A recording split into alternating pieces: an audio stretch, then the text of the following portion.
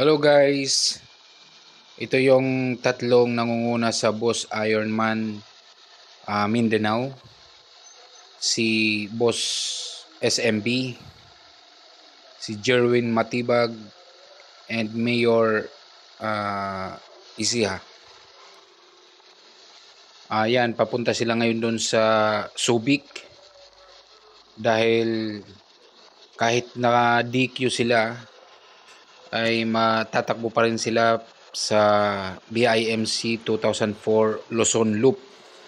So yan, kahit DQ itong tatlo kasi ito yung mabibilis magpatakbo dahil talagang ang mga gamit nito ay puro Ducati.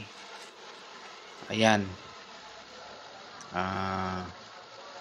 Yun, pupunta pa rin sila doon para sa kanilang mga supporters, lalo na si SMB. Pero for sure talagang magraratratan to ng takbo kasi talagang malalaki yung mga motor nila. Yung mga motor kasi nila talagang pang high speed.